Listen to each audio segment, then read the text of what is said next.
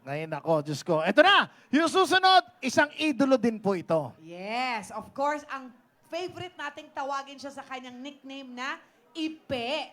Di ba? Oo. At pinili si Ipe ng ating former President Rodrigo Roa Duterte dahil epektibo siya sa tao. Yun. May puso, may konsyensya, at may integridad. Matapang. Yes. Handa na siya sa pangalawang yugto ng kanyang buhay na magsilbi sa tao. Aha. Yan si Ipe. Effective sa tao, effective sa Senado. Numero, 58 sa balota, Philip Ipe Salvador!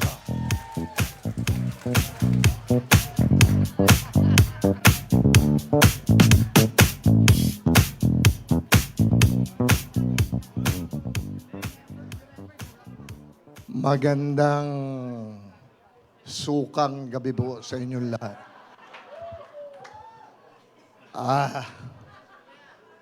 Ang hirap nung huli kang magsasalita.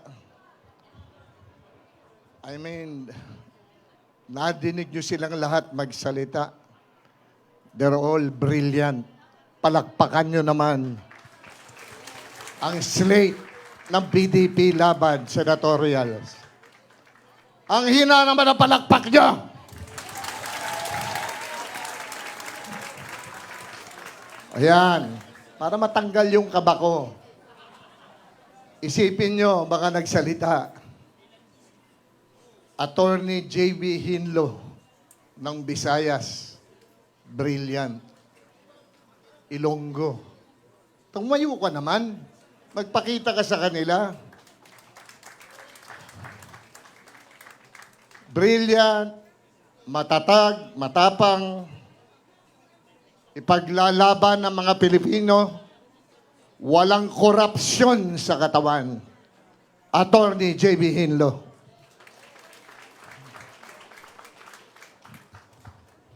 Isa pang katatapos lamang magsalita, ang aking kapatid na tiga Poso Rubio. Ilocano. Abogado ko. At alam ko, tutulungan nyo rin ito. Attorney Raul Lambino.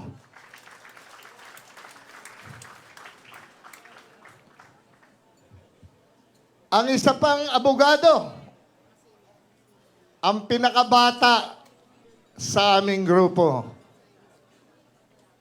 Attorney Jimmy Bondok. Nasaan ka?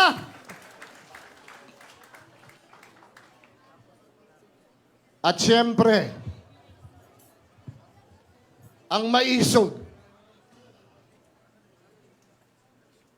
ang makikipaglaban ng husto,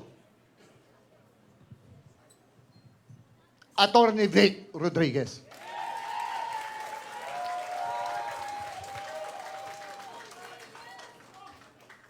Isa pa ang abogado, napakagaling na congressman, idolo ko. Kung saan nga pumunta yan, sinusundan ko. Kasi nakikita ko yung puso niya. Yung puso niya, nakikita mo, nararamdaman mo. Ginagawa lang niya ang tama. Napakagaling na congressman at alam kong magiging mas magaling na senador, Rodante Marcoleta.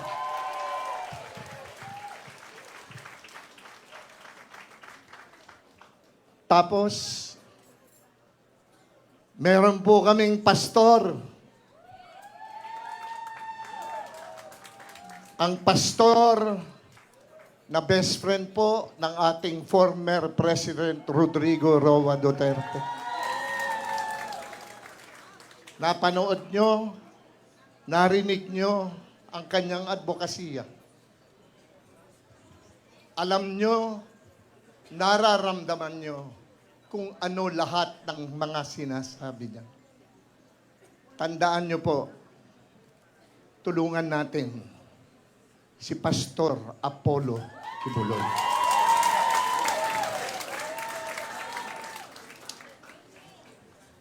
Dumako naman po tayo sa dalawang magigiting na senador na re-electionist natin ngayon. Itagaan niyo sa bato ang kamay niya kung nagkaroon man ng bahid ng dugo noon. Dugo ito ng mga walang hiya, hindi ng mga matitinong tao.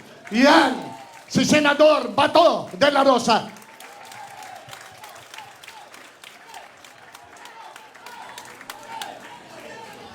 I love you, pare! I love you, pare! Alam ko yan, pare. Kilala kita. Yang kamay mo, never mo nilagyan ng bahid ng dugo na matino. Bahid ng dugo ng mga walang hiya. Yan ang ginawa ng kamay mo. Kaya dapat ibalik ka sa Senado. Anong numero nila? Jimmy Bondoc, number 10. Bato de la Rosa, 22. Rodante Marcoleta, 38. Raul Lambino, 34. Pastor Apollo Kibuloy, 53. J.B. Inlo. Numero 30. Kabisado ko lahat ang mga numero nyo. And last but not the least, my best friend. Nagkakilala kami 2003. Naging magkaibigan kami. Unang araw ng kampanya, nung siya'y tumakbong unang beses bilang senador. Unang araw pa lang, sinamahan ko na siya. Hanggang ngayon, sinasamahan ko pa rin siya. Ganon ang tiwala ko sa kanya. Senador, na ang tawag ng sambayanang Pilipino ay Mister, na ang tanging bisyo ay ang mag. Anong numero sa balota? 28! Wala na naman palakpak. Ano ba?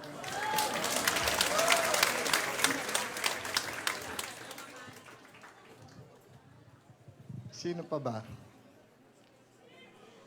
Parang nakalimutan ko sarili ko, ah.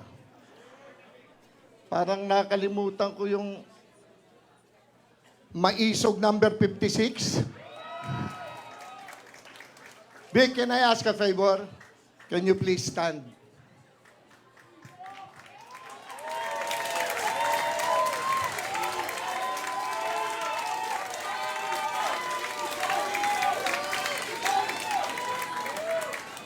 Now, Jimmy Bondoc, can you please stand?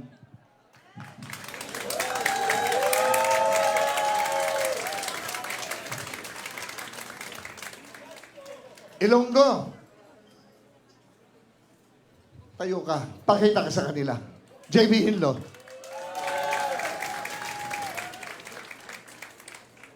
Taga Poso Rubio. Tayo ka, please. Raul Lambino. Ang aking idolo, ang aking kaibigan, ang aking sinusundan.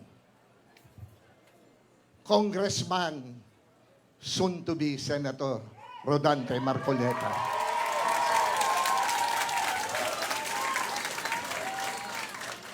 At ang kumpare ko, nasa si Paring Bato.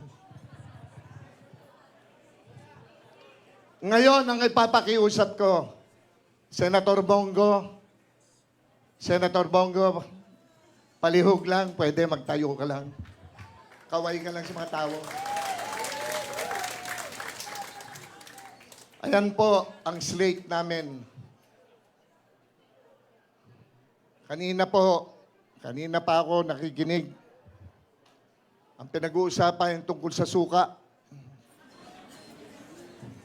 As a matter of fact po, kagabi nag-uusap kami mag-asawa, bakit ganon?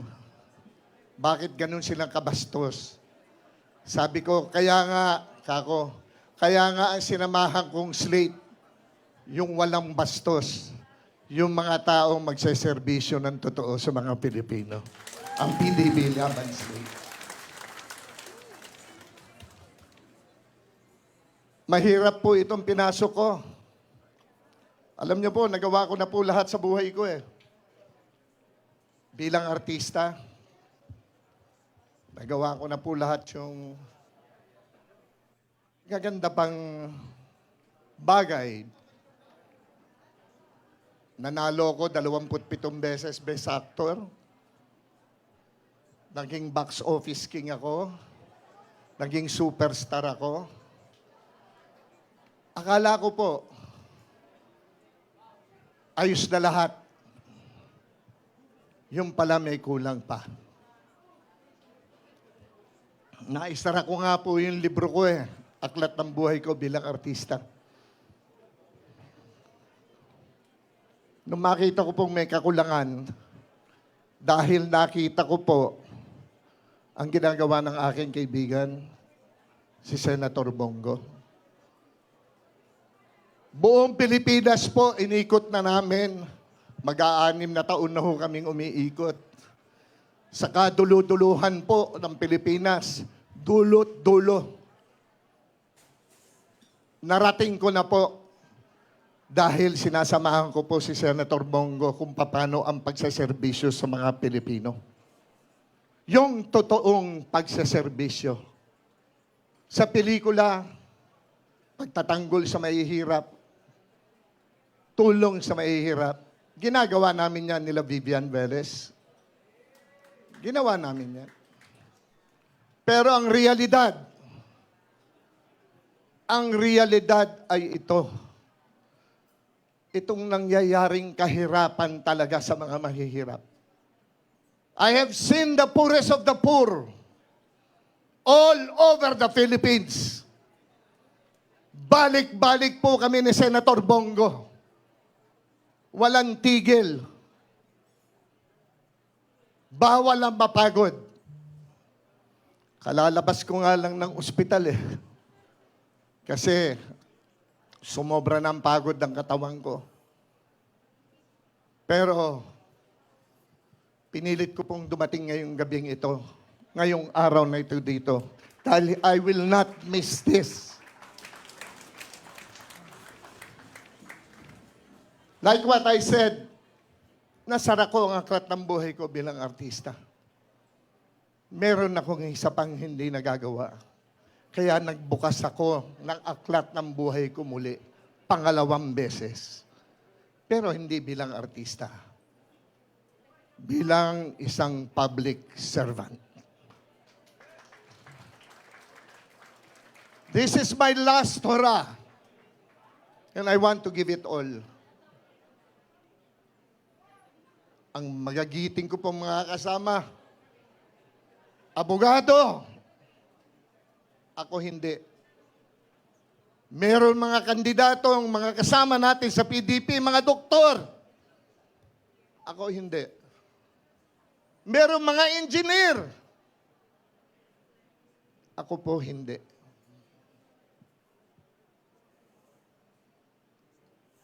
Ako po isang artista. Pero ako yung artistang magiging epektibong maglingkod at magserbisyo sa sambayanang Pilipino. Ano ang kanilang mga ginagawa ngayon? Tinitira sa PRRD. Tinitira si Vice Inday Sara. Tinitira si Mayor Baste. Tinitira si Congressman Pulong. Bakit? Ano ang apelyido nila? Duterte. Takot silang lahat. Urong ang kanilang mga buntot. Buntot. Takot silang lahat. Anong ginagawa nila? Totoo yung sinabi lahat ng ating mga abogado. Ipai-impeach nila si Inday. Nagnanakaw daw si Inday. Ay, ito naman at sa akin. Walang Duterte yung magnanakaw.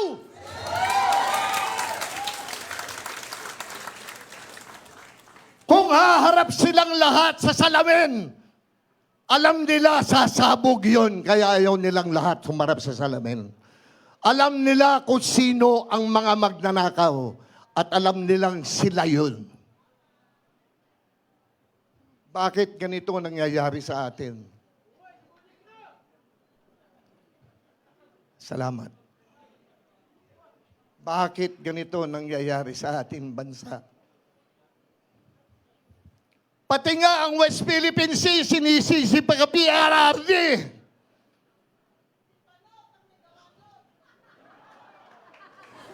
Sino ba ang Pangulo ng ating bansa ngayon? Sino ba ang dapat mag-aruga sa mga Pilipino? Sino ba ang dapat lumaban para daw sa mga Pilipinong mangingisda? Sino ba yan? Bakit isinisisi kay former President Rodrigo Roa Duterte? Bakit?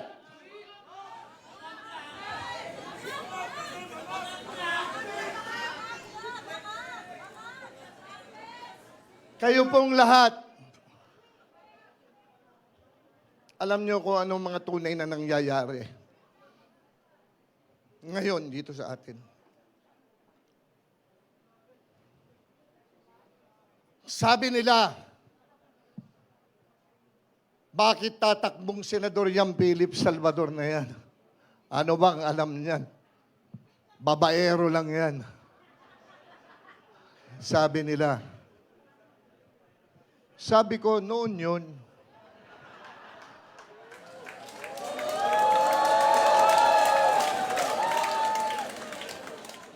Noon yun. Nung kabataan ko, inaamin ko. Pinagdaanan ng buhay ko yan eh. Kasi nung kabataan ko, naging marupok ako. Pero ngayon, good boy na to eh!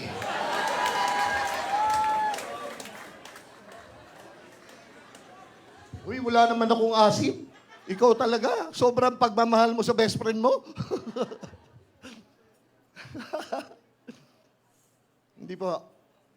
Kidding aside, good boy na ako talaga ngayon. Totoo yan. Totoo yan. Totoo yan. Ito naman si Coco Naik, parang hindi naniniwala.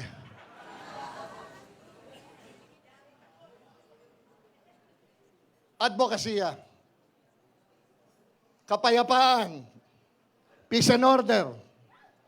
Gusto kong ipagpatuloy ang naiwan laban ni PRRD. Gusto kong manumbalik ang tiwala ng mga magulang na makakauwi ang kanilang mga anak na hindi madidisgrasya, hindi makikidnap, hindi marerape, hindi mapapatay. Gusto kong mawala na ang bentahan ng droga sa harapan mismo ng krame. Merong pinapatay na foreigner sa loob mismo ng krame. Sa loob ng sasakyan. Pinatawag yan ni Senator Bato sa Senado.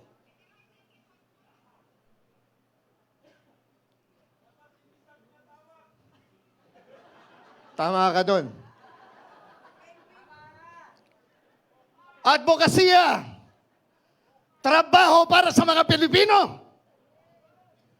Tama mga sinabi nyo, JB, hindi ayuda. Ano makakagisna ng mga anak natin? Ng mga gulang, umaasa lamang sa ayuda. Paano pang magsisipag mag-aral yung mga yan? Walang tamad na Pilipino!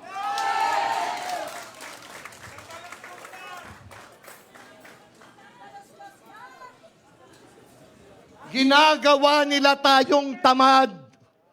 Wala pong tamad na Pilipino. Kaya kailangan po talaga magkaroon tayo ng matibay na batas para magkaroon ng trabaho mga Pilipino. Sabi, gagawin daw 20 pesos ang kilo ng bigas.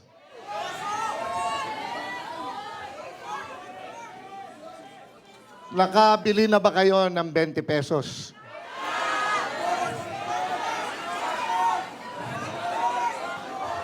Sabi ni Sir, isang cup na kanin, 20 pesos. Ayun. Tama ka doon. Tama ka doon. Tapos tinatawag kaming utusan lang na bumili ng suka. Senator Bato de la Rosa, Senator Bongo, bumibili ng suka. Inuutusan silang bumili ng suka. Attorney Hinlo, Attorney Jimmy Bondoc, Attorney Vic Rodriguez, Attorney Lambino, Attorney Marcoleta. Inuutusan lang bumili ng suka. Philip Salvador, artista. Pinabibili ko sa maid ko yung suka. Uy, masarap pa suka, lalo na sa yung lumpiang ubod, di ba? Oh, yun. Senior citizens. Walang nagbanggit kanina. Nga sa advocacy ako po yan. Lahat ng napuntahan namin ni Senator Bongo, yung mga senior citizens lumalapit sa akin. Tatakbo ka raw, kung tatakbo ka, huwag mo naman kami pabayaan. Nakalimutan na kami ng lipunan. Yan ang sinabi nila. Pribileyo pa para sa kanila, dagdagan natin, kawawa ang senior citizens.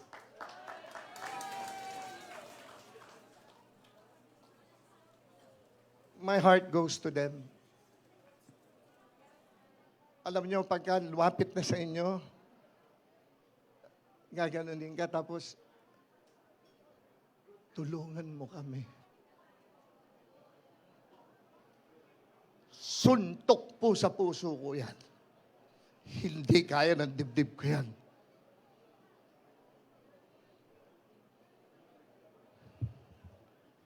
Ngayon po, pwede ho ba ako magtanong sa inyo?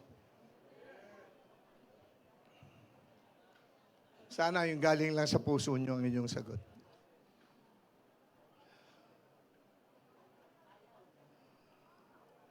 Mahal nyo ba tutulungan nyo si Jimmy Bondoc?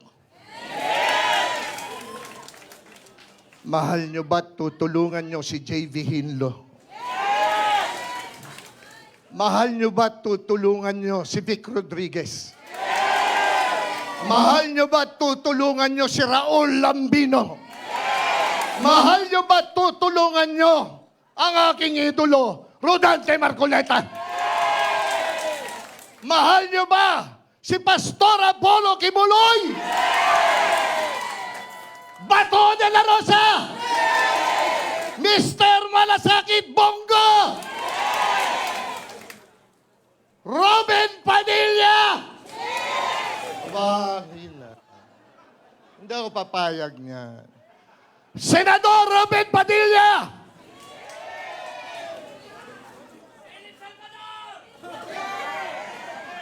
Mahal niyo ba ang pinakamahal nating presidente ng Pilipinas, Rodrigo Roa Duterte?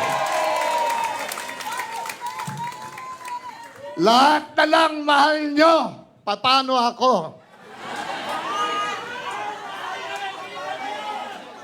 Pwede rin po ba akong humingi ng konting pagmamahal niyo at suporta? Pwede po ba? Ako si Philip Salvador, hindi abogado, hindi doktor, hindi engineer. Ako isang artista. Isang artista magiging epektibong maglingkod sa sambayan ng Pilipino. Philip Salvador, kandidato bilang senador ng PDP Laban, numero 58 sa balota. Magandang gabi po sa inyo lahat. Mabuhay ka! Buhay! Salvador! Kuya Ipe! 58! Wow naman! Palakas nga nung mic ko, yung mic ko. Grabe magsalita. Ang talagang matikas.